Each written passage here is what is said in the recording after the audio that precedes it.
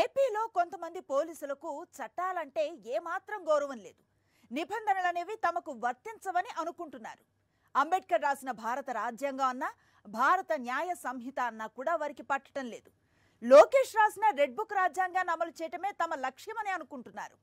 ప్రభుత్వంలో ఉన్న వారి వైఫల్యాలను ప్రశ్నిస్తే చాలు, పాలకుల కన్నా ముందే కొందరు పోలీసులకు కాలిపోతోంది. ప్రశ్నించిన వారిపై తమకు తోచిన సెక్షన్స్ కింద కేసులు కట్టేసి లోపల వేసేస్తున్నారు. సోషల్ మీడియాలో పోస్టు పెడితే ఏకంగా హత్యానేరం కింద పెట్టే 111 సెక్షన్ కింద కేసులు కట్టేస్తున్నారు. వివిధ సందర్భాల్లో న్యాయస్థానాలు మీరు మరీ దుర్మార్గంగా వ్యవహరిస్తున్నారు, ఇది పద్ధతి కాదని కొందరు పోలీసులపై సీరియస్ అవుతూనే ఉన్నాయి. అయినా పోలీసుల్లో మార్పు రావటం లేదు. కొందరు పోలీసులు మాత్రం పసుపు రంగు యూనిఫారాలు వేసుకొని డ్యూటీలు చేస్తున్నట్లు అనిపిస్తోందని విపక్ష నేతలు చేస్తున్న ఆరోపణలకు ఊతం ఇచ్చేలానే పోలీసులు వ్యవహరిస్తున్నారు. దీనిపైనే ఇవాల్టి మ్యాగజైన్ స్టోరీ. ఎవడ్రా మనల్ని ఆపేది అని కొందరు ఐపీఎస్లు పోలీసులు కూడా బోర విరుచుకు తిరిగేస్తున్నారు. అధికారంలో ఉన్న వారి దగ్గర మార్కులు కొట్టేయటానికి ప్రభుత్వాన్ని ప్రశ్నిస్తే చాలు కాల్చుకు తినేస్తున్నారు. అక్రమ కేసుల్లో ఇరికించేస్తున్నారు. సోషల్ మీడియాలో పోస్టు పెడితే గంజాయి అక్రమ రవాణా చేసిన నేరం మోపేస్తున్నారు. లేదంటే కాంట్రాక్ట్ హత్యలు, కబ్జాల వంటి కఠోర నేరాల్లో ఇరికించేస్తున్నారు. పోలీసులు దుర్మార్గాన్ని న్యాయమూర్తులు పదే పదే తప్పుపడుతున్నారు, మందలిస్తున్నారు, తీరు మార్చుకోవాలని సూచనలు చేస్తున్నారు. అయినా సరే వారు మారటం లేదు. ఎవడ్రా మనల్ని ఆపేదన్నట్లుగా అడ్డదారిలోనే పోతున్నారు. కూటమి ప్రభుత్వం అధికారంలోకి వచ్చింది లగాయితో పోలీసు శాఖలో కొంతమంది పోలీసులు, ఐపీఎస్ అధికారులు కూడా పాలకవర్గం కొమ్ము కాస్తూ ప్రతిపక్ష కార్యకర్తలపైన, ప్రభుత్వ వైఫల్యాలను ప్రశ్నించే తటస్థులపైన కూడా కేసులు కట్టేసి జైళ్లకు పంపేస్తున్నారు. ఈ క్రమంలో తాము అదుపులోకి తీసుకున్న వారిని చిత్రహింసలు పెడుతున్నారు. ఒక్క ముక్కలో చెప్పాలంటే అరాచకం సృష్టిస్తున్నారు. ఎన్నికల ప్రచారంలో నారా లోకేష్ తమ పార్టీ నేతలు చేసిన నేరాలపై కేసులు పెట్టిన అధికారులను వదిలిపెట్టేది లేదంటూ రెడ్ బుక్ తో బెదిరించారు. రాజకీయంగా తమ ప్రత్యర్థులైన వారి పేర్లను రెడ్ బుక్ లో రాసిస్తున్నారని హెచ్చరించారు. కూటమి అధికారంలోకి వచ్చాక ఆ రెడ్ బుక్ లో పేర్లున్న వారిని వేధించడమే తమ అసలు డ్యూటీగా కొందరు ఐపీఎస్లు వ్యవహరిస్తున్నారన్న విమర్శలు ఉన్నాయి. ప్రధాన ప్రతిపక్షమైన వైఎస్ఆర్ కాంగ్రెస్ పార్టీ శ్రేణులు, నేతలపైనే కాదు, ఆ పార్టీ మద్దతుదారులపైన పోలీసులు కక్షగట్టేస్తున్నారు. ప్రభుత్వం ఎన్నికల్లో ఇచ్చిన హామీలను అమలు చేయడం లేదని సోషల్ మీడియాలో ప్రశ్నిస్తే వారిపై రకరకాల సెక్షన్ల కింద అక్రమ కేసులు కడుతున్నారు. గుంటూరు జిల్లాకు చెందిన సోషల్ మీడియా యాక్టివిస్ట్ సౌందరరెడ్డి అలియాస్ సవీంద్రారెడ్డి ఎన్నికల్లో ఇచ్చిన సూపర్ 6 హామీల అమలు ఏమైందని సోషల్ మీడియాలో పోస్టు పెట్టాడు. అదే పెద్ద నేరమైపోయింది. ఈ నెల 22న పోలీసులు మఫ్టీలో వచ్చి సవీంద్రారెడ్డిని బలవంతంగా కారెక్కించుకుని కిడ్నాప్ చేసుకుపోయారు. ఎవరు మీరు, నా భర్తను ఎందుకు తీసుకెళ్తున్నారు అని సవీంద్రారెడ్డి భార్య లక్ష్మీ ప్రసన్న నిలదీయడంతో మేం తాడేపల్లి పోలీసులం, ఏదైనా ఉంటే అక్కడికి రా అని చెప్పి వెళ్లిపోయారు. దీంతో లక్ష్మీ ప్రసన్న తాడేపల్లి పోలీసులకు ఫిర్యాదు చేయడంతో పాటు హైకోర్టులో హెబియస్ కార్పస్ పిటిషన్ దాఖలు చేశారు. హైకోర్టులో ఈ కేసు విచారణకు రాగానే సవీంద్రారెడ్డిని తాము అసలు అరెస్టు చేయలేదని తాడేపల్లి పోలీసులు చెప్పారు. దీనిపై హైకోర్టు సీరియస్ అయింది. ఓ సామాన్య పౌరుణ్ణి మీ ఇష్టం వచ్చినట్లు పట్టుకుపోతే మేం చూస్తూ ఉండాలా అని పోలీసులను నిలదీసింది. సవీంద్రారెడ్డి ఎక్కడున్నా అతన్ని కోర్టు ముందు హాజరుపరచాలని న్యాయస్థానం పోలీసులను ఆదేశించింది. సోషల్ మీడియాలో పోస్టు పెట్టినందుకు అరెస్టు చేసిన పోలీసులు సవీంద్రను గంజాయి కేసులో ఇరికించారు. తనకు గంజాయితో సంబంధం లేదని, తనపై అక్రమ కేసు పెట్టారని సవీంద్ర కోర్టుకు విన్నవించుకున్నాడు. అసలు సవీంద్రారెడ్డిని ఎప్పుడు అరెస్టు చేశారని న్యాయమూర్తులు అడిగారు.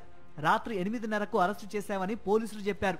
చిత్రం ఏంటంటే అదే రిపోర్ట్లో 7:30కు మధ్యవర్తుల నివేదిక సిద్ధం చేశామన్నారు. 8:30కు అరెస్టు చేస్తే 7:30కు నివేదిక సిద్ధం చేయడం ఎలా సాధ్యమని న్యాయమూర్తి నిలదీశారు. సవీంద్రారెడ్డి భార్య 7 గంటల ప్రాంతంలో తాడేపల్లి పోలీసులకు ఫిర్యాదు చేశారు. అప్పుడు పోలీసులు కేసు కట్టకుండా జనరల్ డైరీలో దాన్ని రాసుకుని ఊరుకున్నారు. మొత్తం మీద ఈ వ్యవహారం అంతా గమనించిన న్యాయమూర్తులు ఈ నెల 22వ తేదీ సాయంత్రం 5 గంటల నుండి రాత్రి 12 గంటల వరకు తాడేపల్లి పిఎస్లోని సీసీటీవీ ఫుటేజ్ ని తమకు సమర్పించాలని పోలీసులను ఆదేశించారు. ఈ మొత్తం వ్యవహారంలో పోలీసుల వైఖరి ఆద్యంతం అనుమానాస్పదంగా ఉందని భావించిన న్యాయస్థానం ఈ కేసును విచారించి నివేదిక సమర్పించాల్సిందిగా సిబిఐని ఆదేశించింది. పోలీసుల వ్యవహార శైలిపై అనుమానాలున్న నేపథ్యంలో అదే పోలీసుల చేత దర్యాప్తు సరికాదు కాబట్టే సిబిఐ దర్యాప్తుకు ఆదేశిస్తున్నట్లు న్యాయస్థానం వివరించింది. ఈ ఒక్క కేసు చాలు ఏపీ పోలీసులు ఎంత లెక్కలేనితనంతో వ్యవహరిస్తున్నారో, న్యాయస్థానాలను సైతం ఎలా తప్పుదోవ పట్టించాలని చూస్తున్నారో అర్థం చేసుకోవడానికి.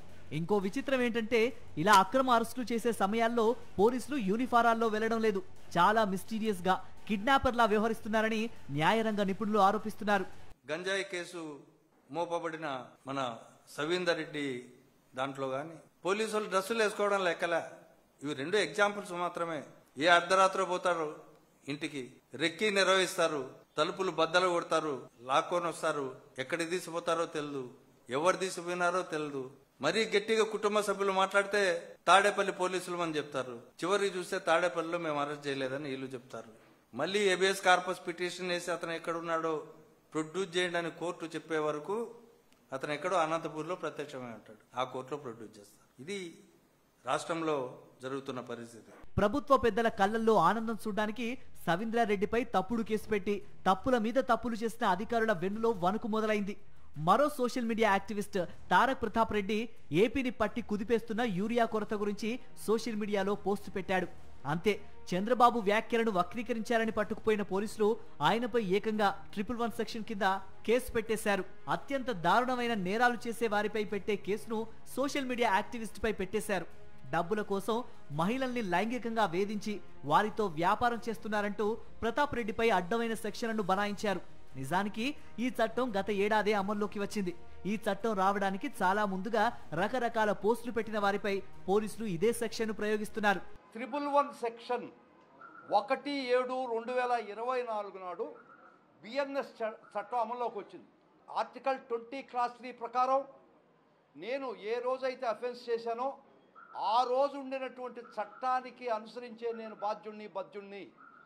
1/7/24 తర్వాత వచ్చిన చట్టం 111 పెట్టినటువంటి చట్టం ఆ పోస్టింగ్స్కి వీళ్ళు దుర్వినియోగం చేయడం చట్టసమ్మతం కాదనేది మా ముఖ్యమైన వాదన గౌరవ సుప్రీంకోర్టు వారు. మరియు ఒక 111 సెక్షన్ పెట్టాలంటే గత 10 సంవత్సరాల కింద ఆ ముద్దాయి మీద 2 ఛార్జ్ షీట్లు మినిమం ఉండాలి. ఇక్కడ ఏ ముద్దాయి మీద కూడా 2 ఛార్జ్ షీట్లు అఫెన్సెస్ లేవు. అయినా కూడా 111 పెట్టి వేధించినటువంటి పరిస్థితి ఫ్యాసిస్ట్ గవర్నమెంట్. పోలీసుల దాష్టికానికి మరో social media activist Sai Bhargav case మరో ఉదాహరణ. యూరియాపై ప్రశ్నించినందుకు సాయి భార్గవ్ ను సిఐడి అరెస్టు చేసింది. అరెస్టు చేసి కోర్టులో ప్రవేశపెట్టకుండా హింసించింది. ఈ సందర్భంగా గుంటూరు సిబిసిఐడి కోర్టు జడ్జి పోలీసులను తీవ్రంగా తప్పుబట్టారు. సాయి భార్గవ్ ను అరెస్టు చేసిన విధానం సక్రమంగా లేదని కోర్టు మండిపడింది. సాయి భార్గవ్ కు రిమాండ్ విధించకుండా విడుదల చేసి పోలీసుల తీరును తప్పుపట్టింది. ఇవి మత్సుకు కొన్నే. 15 నెలల కూటమి పాలనలో రాష్ట్ర వ్యాప్తంగా ఇలాంటి అరాచకాలు చాలా జరిగాయి. కొందరు పోలీసులు తమకు అడ్డే లేదన్నట్లుగా పీట్రేగిపోతున్నారు. ఇది ప్రజాస్వామ్య వ్యవస్థకు ఏ మాత్రమూ మంచిది కాదని రాజ్యాంగ నిపుణులు ఆందోళన వ్యక్తం చేస్తున్నారు. పోలీసులను ఇలాగే వదిలేస్తే అది సమాజానికి చాలా ప్రమాదకరమని న్యాయరంగ నిపుణులు హెచ్చరిస్తున్నారు. రిటైర్డ్ పోలీస్ అధికారి తిరుపతికి సంబంధించిన సుబ్రహ్మణ్యం రెడ్డి వాళ్ళ పిల్లలు ఏదో తప్పు చేసినారని ఏదో కేసు పెడితే తల్లిదండ్రులను ఎత్తుకొచ్చి వాళ్ళని నిర్బంధించి వాళ్ళని బెదిరించి భయపెట్టించి చిత్రహింసలకు గురి చేస్తే వాళ్ళు కోర్టుకు వస్తే కోర్టు చెప్పింది పోలీసులను ఇలాగే వదిలేస్తే అందరం ఇబ్బంది పడతాం. ఇది చాలా తప్పుడు సాంప్రదాయం. చట్టాన్ని బేఖాతరు చేస్తున్నారు ఈ పోలీసులు. మీరుండేది చట్టాన్ని న్యాయాన్ని కాపాడటానికా లేక ఉల్లంఘించడానికా అని ప్రశ్నలపైన ప్రశ్నలు వేసి తీవ్రంగా కోర్టు మందలించింది. తల్లిదండ్రులు ముసలోళ్ళను పిలుచుకొని వచ్చి మీ పిల్లలు వాళ్ళు ఎవరో పిల్లలు తప్పు చేస్తే మీరు ఇది చేస్తారా, వేధిస్తారా? ఇది తప్పుడు సాంప్రదాయం కాదా? చంద్రబాబు నాయుడు గతంలోనూ పోలీసులను అడ్డు పెట్టుకుని విపక్షాలను అణచివేసేందుకు నియంతృత్వపు పోకడలు పోయారని వామపక్ష మేధావులు ఆరోపిస్తున్నారు. ఇదే దుర్మార్గాన్ని ఇప్పటికీ కొనసాగిస్తున్నారని వారు మండిపడుతున్నారు. ఈ అరాచక వ్యవస్థ నుంచి ఏపీని న్యాయస్థానాలే కాపాడాలని మేధావులు అంటున్నారు. చాలా కేసుల్లో కోర్టును కూడా తప్పుదోవ పట్టిస్తున్నారు పోలీసులు. అక్రమ అరెస్టులు చేయటం ఒకెత్తైతే అరెస్టు చేసిన వారిని రాష్ట్రమంతా వివిధ పోలీస్ స్టేషన్స్ చుట్టూ తిప్పుతూ వారిని వేధించేస్తున్నారు. ఒక కేసులో బెయిల్ వస్తే మరో కేసు పెట్టి మళ్లీ లోపలేస్తున్నారు. అన్నింటినీ మించిన దుర్మార్గం ఏంటంటే గతేడాది అమల్లోకి వచ్చిన బిఎన్ఎస్ చట్టాలను ఎప్పుడో కొన్నేళ్ల క్రితం పోస్టులు పెట్టిన వారిపై బనాయించేసి చట్టాన్ని ఉల్లంఘించేస్తున్నారు. తాజాగా సుప్రీంకోర్టు బిఎన్ఎస్ 111 సెక్షన్ కింద కేసులు కట్టడంపై సీరియస్ అయింది. పాలక పక్షానికి కంటగింపుగా ఉండే ప్రతిపక్షాలను వేధించడంతో ఆగడం లేదు కొందరు పోలీసులు. ఎవర్రా మనల్ని ఆపేది అన్న తరహాలో కొందరు రెచ్చిపోతున్నారు. ఎవరిని తాము ఖాతరు చేయాల్సిన అవసరం లేదనుకుంటున్నారు. ఎవరినో కాదు, న్యాయస్థానాలంటేనూ అదే లెక్కలేని తనం ప్రదర్శిస్తున్నారు.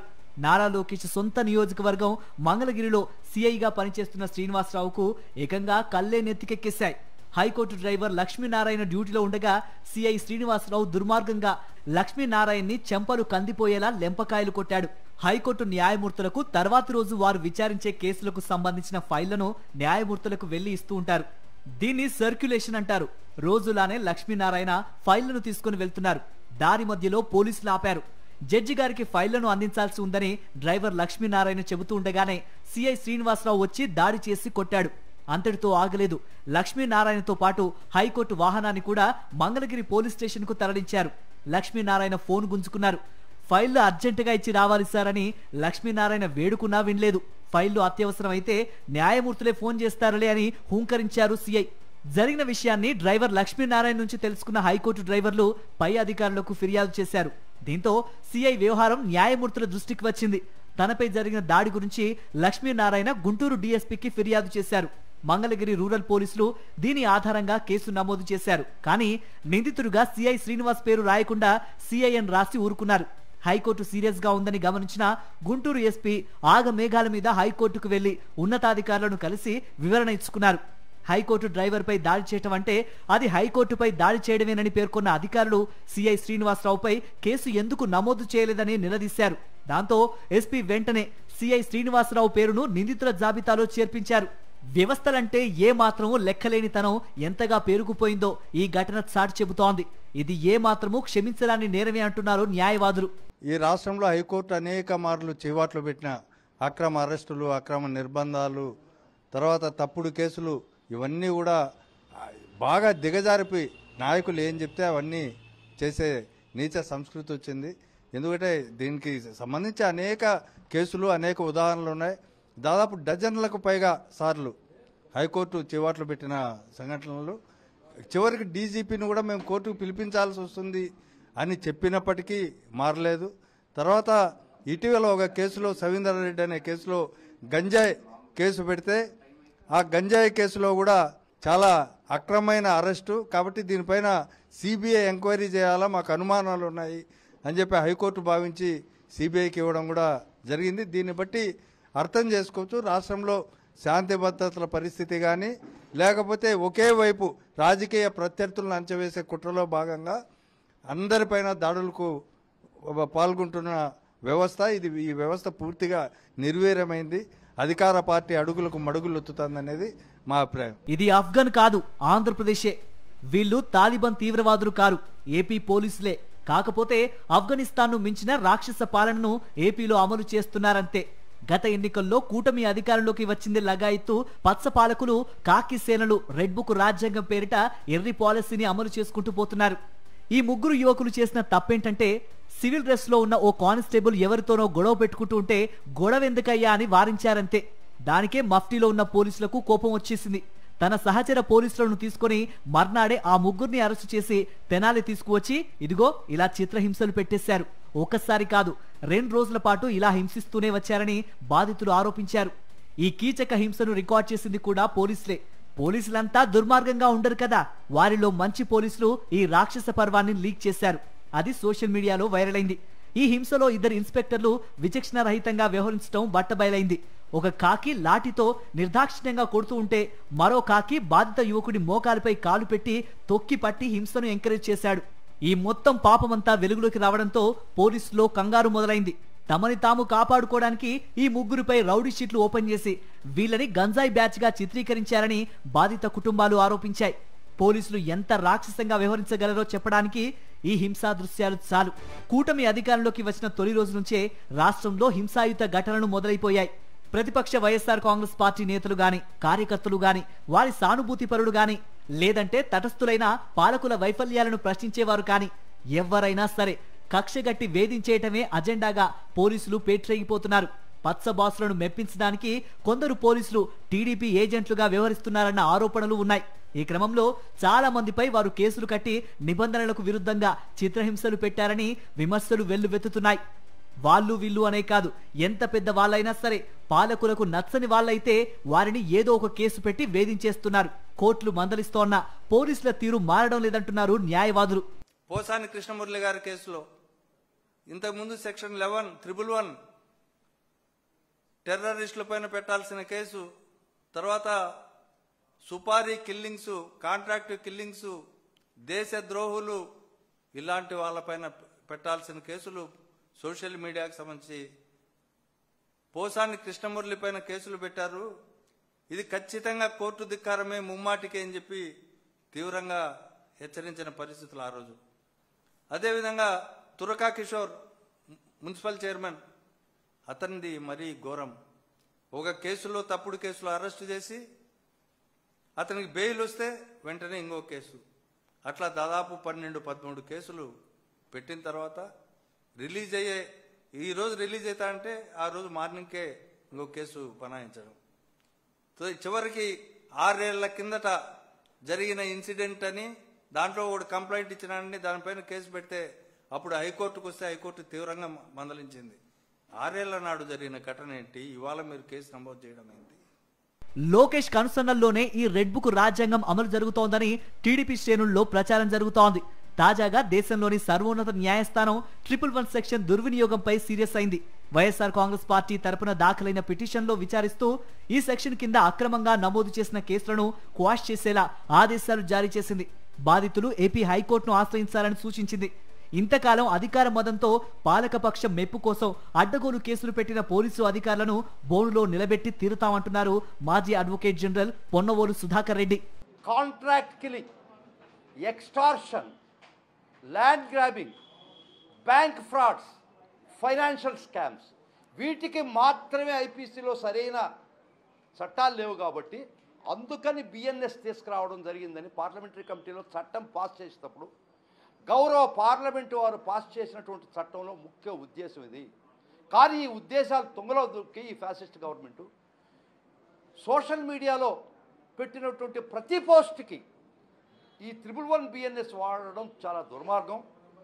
ఇది ఖచ్చితంగా ఈరోజు గౌరవ సుప్రీంకోర్టు వారు ఇచ్చినటువంటి ఊరట వరం, గౌరవ సుప్రీంకోర్టు వారు ఇచ్చినటువంటి ఊరటను పురస్కరించుకొని ప్రతి కార్యకర్త మీద పెట్టినటువంటి బిఎన్ఎస్ సెక్షన్ 111 ప్రతి కేసు కూడా క్వాష్ చేయిస్తామని మీ అందరికీ జగన్మోహన్ రెడ్డి గారి తరఫున నేను ప్రమాణం చేస్తున్నాను. ఈ కక్ష సాధింపు చర్యలు గత ప్రభుత్వంలో మంత్రులుగా పనిచేసిన వారి దగ్గర నుండి అధికారుల వరకు కూడా కొనసాగుతున్నాయి.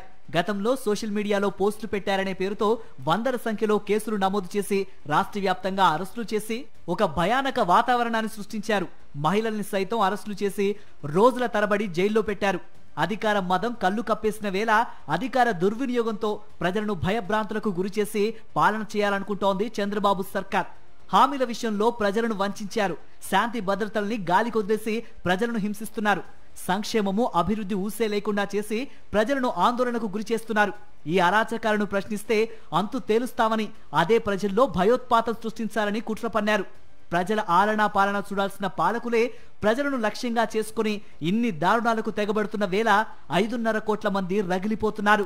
ఇది వాల్టి మ్యాగజైన్ స్టోరీ. మరో ఇంట్రెస్టింగ్ టాపిక్ తో మళ్ళీ కలుద్దాం. అంతవరకు స్టే ట్యూన్ టు సాక్షి.